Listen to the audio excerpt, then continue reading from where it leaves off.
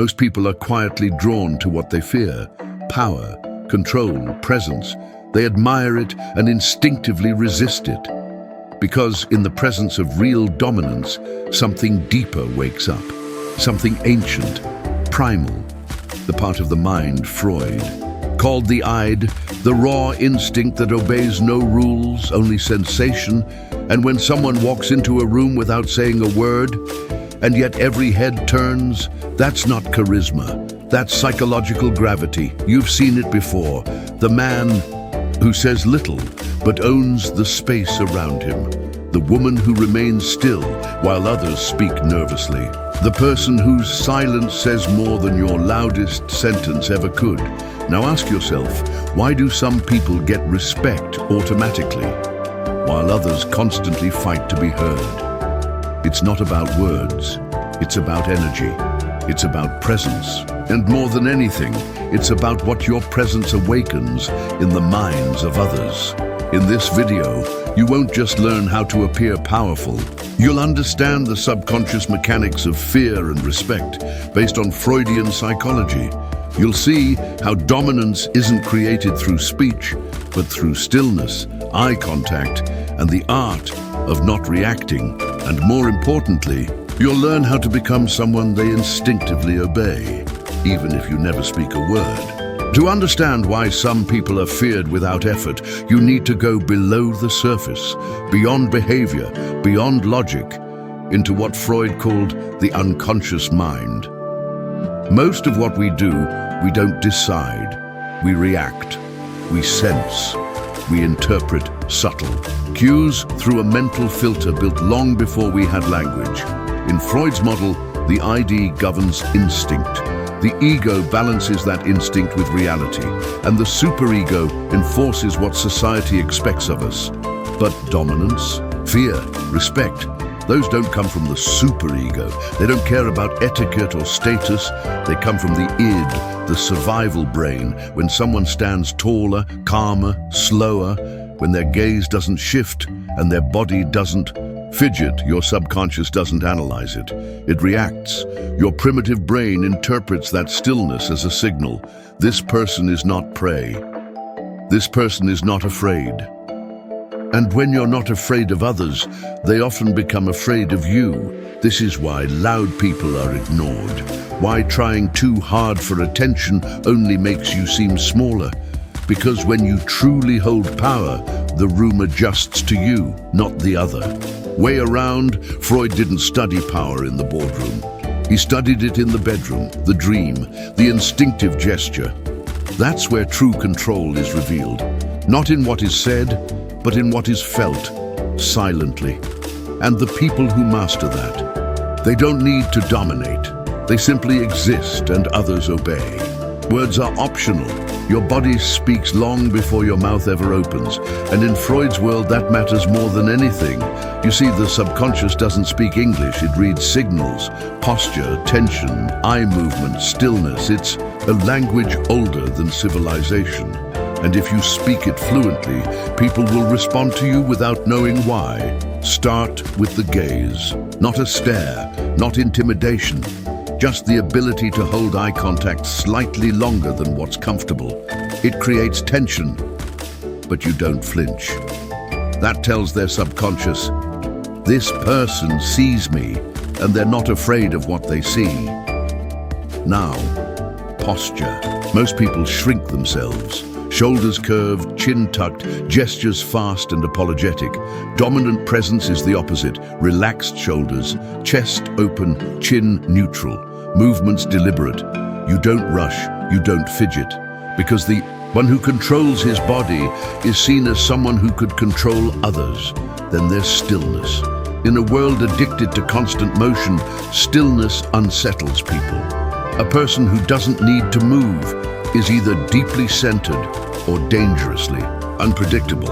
Either way, the subconscious responds with caution and respect.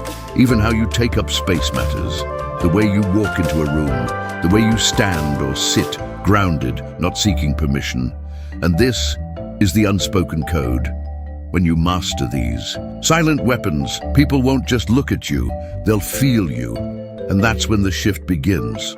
People don't truly fear you, they fear what they see in you that they've hidden in themselves. Freud believed that we all carry a shadow, a buried self, filled with repressed desires, rage, envy, power, parts of ourselves we deny, suppress, even forget. But when someone walks into a room without apology, when someone seems untouched by the need to please, to shrink, to explain, it reflects something uncomfortable back at us. That reflection, it's the shadow. You become a mirror for what they've buried, their insecurity, their weakness, but also their desire for power, for freedom, for control. And here's where it gets dangerous. People don't fear what they understand. They fear what they recognize but refuse to face. So when your presence is silent, composed, and unapologetic, they won't just see you. They'll see what they could be if they weren't so afraid. This is why people flinch around quiet strength. It forces them to confront their own cowardice. This is also why respect is often laced with fear. Because to respect someone deeply is to acknowledge that they've mastered something you still wrestle with. And when you command that without speaking, you become more than a person. You become a psychological trigger. You awaken what they've buried, and they'll never quite feel safe around you again. Theory without application is just performance. Real psychological presence only matters when it's lived, especially under pressure. So let's break this down into situations you face daily and how to use silence, posture, and subconscious control to shift the dynamic without saying a word. In a group setting, resist the urge to compete for space. Let others rush to speak. Let them interrupt each other. You observe, calm, neutral. Then, when there's silence, speak once, slowly, and make it count. People will feel your presence long before they hear your voice. During confrontation, never. Mirror their energy. Someone raises their voice, you lower yours. Someone leans in, you hold still. It shows you're not reacting, you're choosing, and that alone puts you in control. When entering a room, pause. Let your body arrive before your voice. Scan the space with calm awareness. Don't smile to be liked. Let your expression be unreadable. Freud would call this withholding the social mask. You're not performing, you're observing. In silence, learn to use your eyes. Direct eye contact is not a threat, it's a question. Are you sure you're the most powerful person here? Hold it until they look away, then say nothing. That moment does more than any monologue ever could. These are micro behaviors, subtle, slow, but when applied consistently, they create a psychological rhythm around you. It's not magic, it's psychosocial control. And once you master it, people will treat you differently, even if they don't know why. Power isn't something you perform, it's something you become.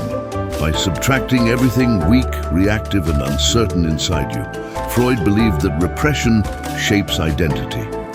What you suppress defines who you pretend to be. But what if you stop pretending? What if instead of chasing dominance through noise, you began practicing control through absence?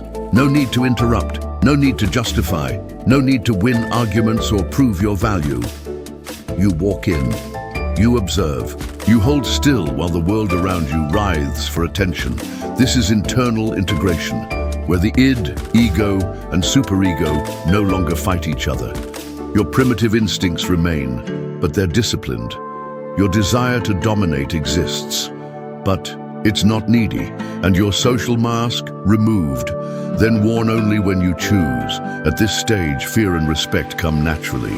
People respond to you without knowing why, because they're not reacting to your words. They're reacting to the absence of insecurity. You don't need to manipulate them. They manipulate themselves in your presence, because your stillness reflects everything they haven't mastered.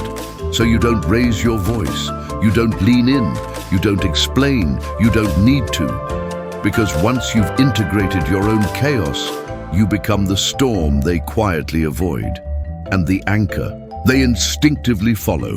And that is how you command fear and respect without ever saying a word.